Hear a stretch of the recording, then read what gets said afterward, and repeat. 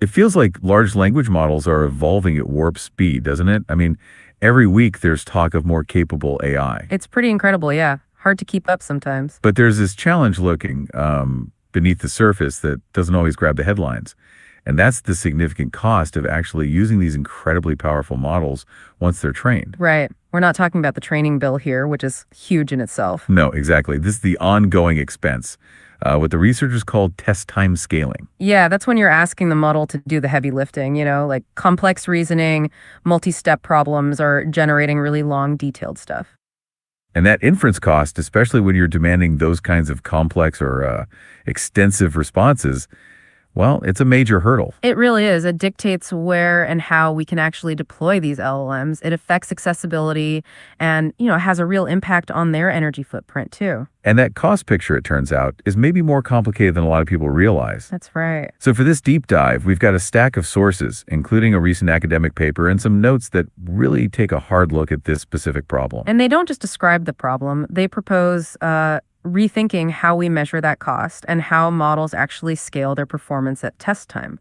And they offer a pretty novel solution to make it more efficient.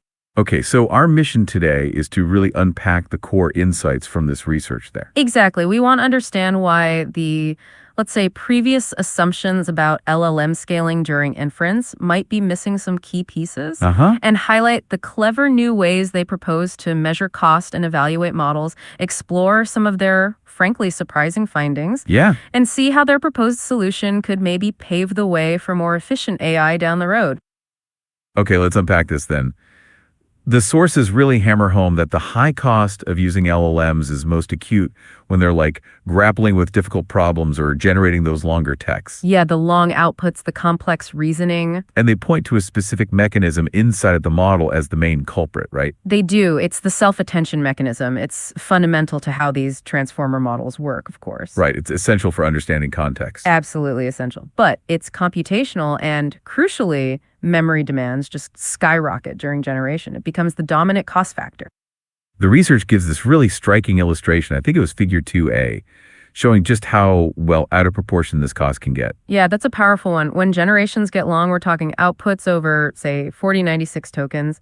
The cost of just the attention part can be anywhere from 10 to a staggering 1,000 times more expensive than running the model's core parameters, like the linear layers. Wow, 10 to 1,000 times. That sheer difference is critical. And as the sources emphasize, the cost isn't just about raw computation, what we often measure in FLOPS, floating point operations. Right. It's also heavily influenced by memory access. There's this thing called the key value cache, or KV cache. Okay. It stores the intermediate computations from the attention layers. Accessing that memory becomes a huge part of the expense. And crucially, its cost scales particularly badly as the sequence length grows. Okay, so here's where it gets really interesting then. Because of this growing bottleneck around memory access, especially on modern hardware. Yeah, things like GPUs. Right, they have incredible computation power, but there are limits on how fast they can move data around. So the traditional ways of measuring cost, just counting FLOPS, they don't really tell the full story anymore, do they? They don't, precisely. And that's where the sources introduce this new metric designed to capture this reality better. AVLOPS, equivalent FLOPS. Equivalent FLOPS. Okay, it's not just a renaming exercise, though. No, not at all. This new cost model combines the computation cost and the memory access cost. But here's the key part. It weights the memory cost based on the hardware's arithmetic intensity. Arithmetic intensity. What does that mean exactly? It's basically a measure of how many computations a piece of hardware can do for each chunk of data it has to pull from memory. Oh, okay. Modern AI accelerators, like the NVIDIA B200 they mentioned, they have immense processing power. So data movement, getting the data to the processor, often becomes the real choke point. The EFOPS model accounts for this imbalance. And that's why the quadratic nature of the KV memory access cost, meaning it grows with the square of the sequence length, why that becomes so much more apparent and, well, impactful under this new EFOPS model. Exactly. It's not just theoretical anymore. It translates directly into measured cost on real hardware in a way that just counting FOPS didn't fully capture. It makes the problem much clearer. So with this more accurate cost model in hand, the researchers could then build a new framework for understanding how models really scale when you use different test time strategies. Yeah, they call this framework Kinetics. And its goal basically is to find the optimal way to get the highest accuracy for its budget, where the budget is measured in these EFOPs. And finding that optimal strategy involves a trade-off, doesn't it? It does. It's about picking the right language model, its size, basically, and then pairing it with the right test time scaling approach. And those approaches are things like forcing the model to generate much longer, more detailed chains of thought, long CoTs, they call them. Yep, long CoTs. Or doing things like running multiple reasoning attempts and then just picking the best answer that's called best of n. Okay, so Kinetics tries to find the sweet spot, the best combination of model size and strategy for a specific budget. That's the idea, and they applied this framework to evaluate some well-known model series like QN3 and a distilled version of DeepSeek R1 on pretty complex tasks, math problems, coding challenges, that kind of thing. Right, and what they found when they applied Kinetics to these standard, dense models, well, it might surprise people. It seemed to challenge some of the earlier ideas about scaling. Absolutely. This is, I think, a really significant academic contribution here, pushing back against some established notions. The first surprising finding is that smaller models, the ones in the, say, 0.6 billion to 4 billion parameter range, often turned out to be less cost-effective than many assumed once you measure cost accurately in EFALPs. So wait, it's not always true that using a smaller model is the cheapest way to get some level of accuracy, even if you throw more compute at it with these strategies. Precisely that. The results they show, figures 4a, 16a, 18a, if you're looking at the paper, consistently indicate that even at relatively low accuracy targets, larger models like the 14 billion parameter Q13 model could actually be more efficient. You get more accuracy per EFLOP. Huh? The smallest models, like the 0.6b one, often didn't even appear on what they call the optimal Pareto frontier of cost effectiveness under this EFLOPS metric. Wow. Okay. And the second finding ties back to those test time strategies you mentioned, like long CoTs. Yeah, exactly. Asking the model to generate longer outputs, extending those chains of thought, it turns out that's only really the better strategy after you've reached a certain model size threshold. So you don't just automatically ask any model to think longer. Apparently not from an efficiency standpoint. The research illustrates this pretty clearly. I think Figure 4D shows it well. For models below a certain size, like smaller than maybe 14 billion parameters in the QN3 series, you actually get more efficiency, more bang for your buck, by switching to a larger model rather than trying to squeeze more performance out of the smaller one by making it produce a super long response. That's fascinating. So there's a critical size. Yeah, and that critical size can vary a bit. It's around 7 billion parameters in the DeepSeek series they looked at. The paper suggests this could be due to differences in their architecture, specifically how efficiently their KV cache scales relative to parameters, which they detail in Table 2. Okay, so if that's what Kinetics revealed using this new, more accurate EFLOPS cost model, what's driving this shift? Why do smaller models seem less efficient? And why does thinking longer only work well for bigger models? Well, the sources trace it back primarily to two factors, and both really stem from adopting the EFLPs model, which, again, better captures the hardware realities, especially the memory bottleneck.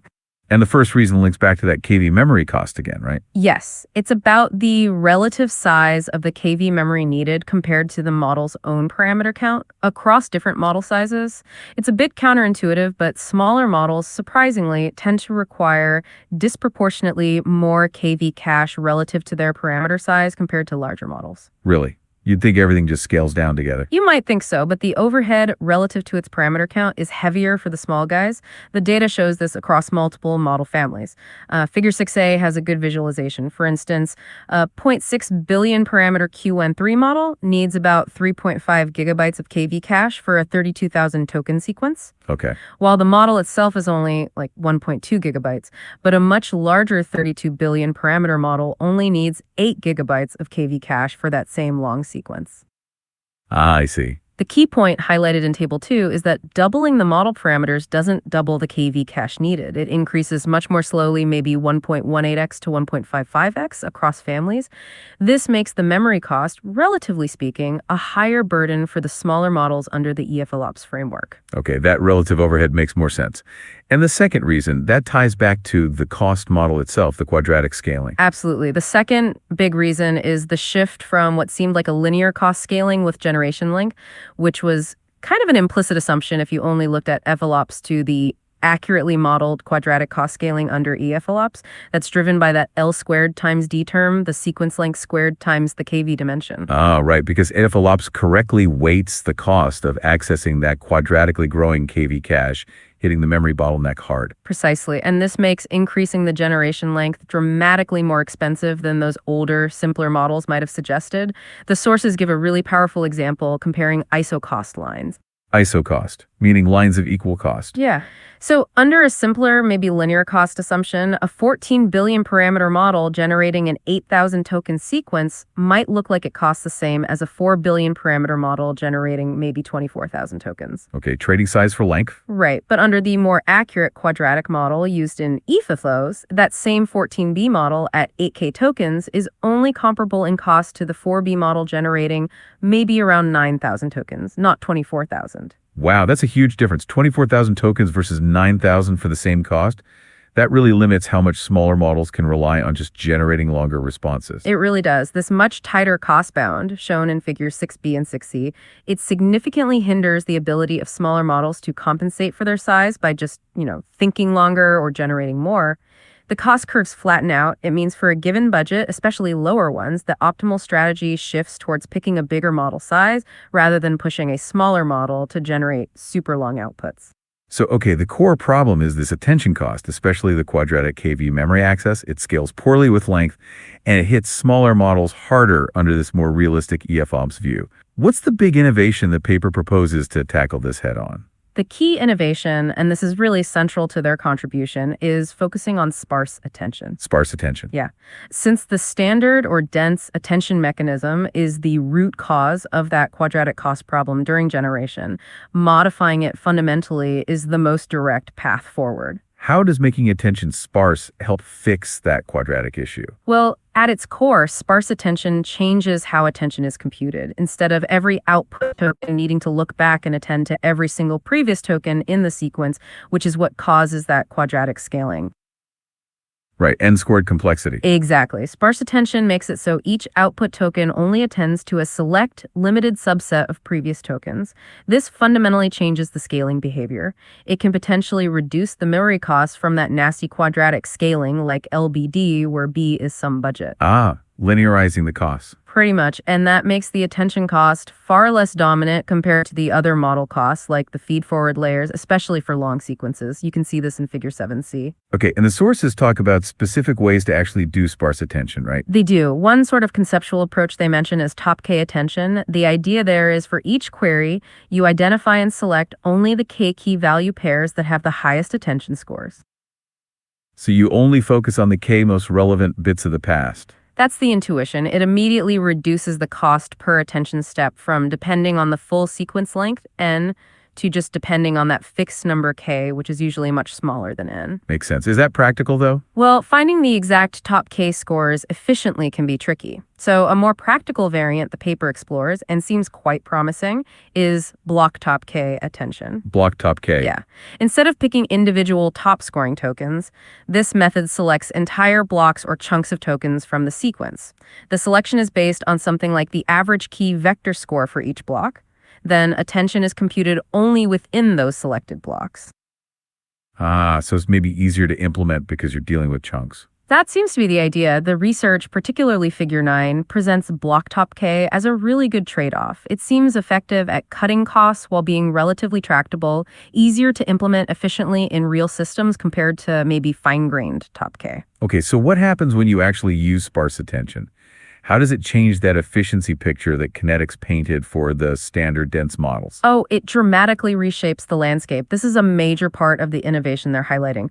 Applying sparse attention fundamentally changes the efficiency profile, especially, for those models that were struggling under the EFLOPS cost model with dense attention. So does it help bring those smaller models back into the game? Make them competitive again? Yes, absolutely. That's one of the key findings shown in figure 7C. It brings the smaller models, the 0.6B, 1.7B, 4D ones, back onto the optimal efficiency frontier. Sparse attention allows them to be cost-effective across a much wider range of budgets. Why? Because it fixes that quadratic cost problem that was hurting them most. Exactly. It linearizes the cost component that was disproportionately penalizing them when using dense attention for long sequences. And are there actual like tangible performance gains, better accuracy, faster results. Definitely. The block topic K attention method showed really substantial benefits in their experiments.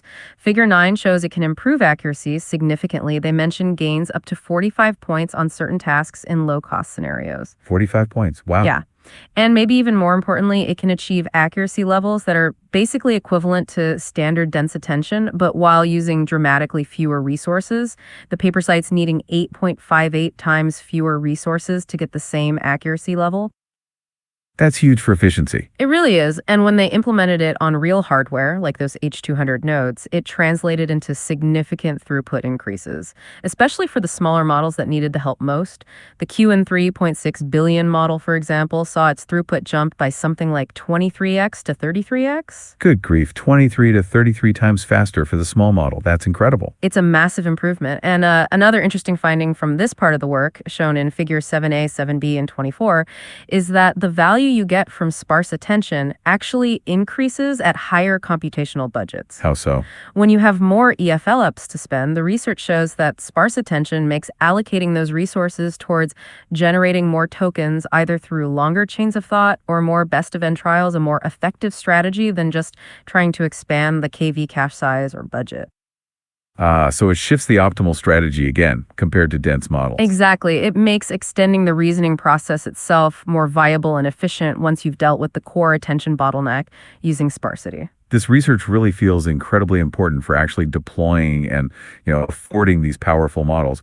Did they mention any limitations to their work? Yeah, they note a couple of things, which is good scientific practice. Their research primarily focused on the specific QN3 and DeepSeek model series, and they looked at performance purely from an inference perspective.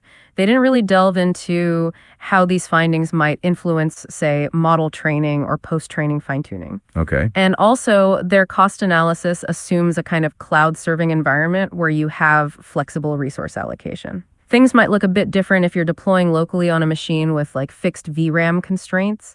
In that case, the model parameter cost itself might become relatively more dominant compared to the KV cache cost they focused on.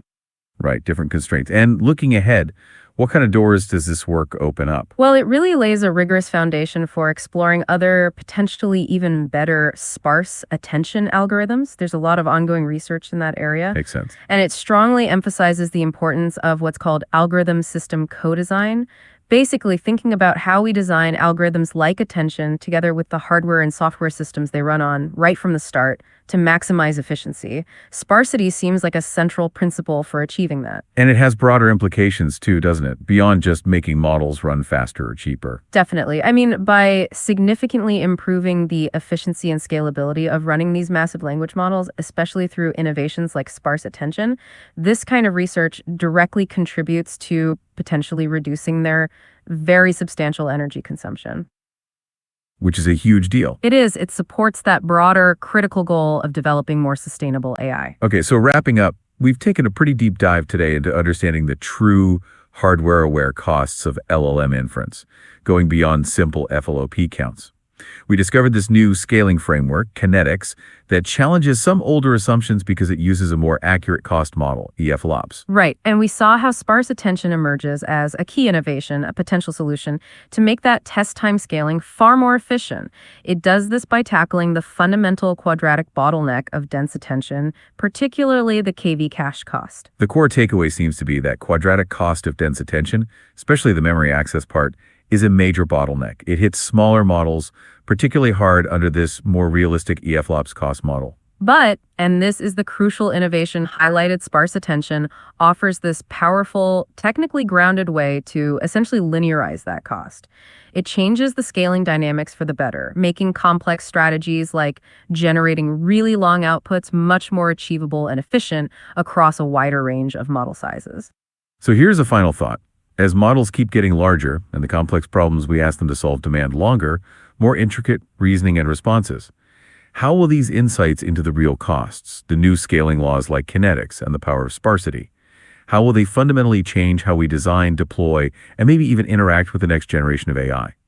It feels like understanding the true economics of an AI's thinking process is becoming absolutely vital. It certainly is. And this research, it provides a really valuable framework, I think, for navigating those future challenges more efficiently and effectively. Definitely something for you to think about until our next deep dive.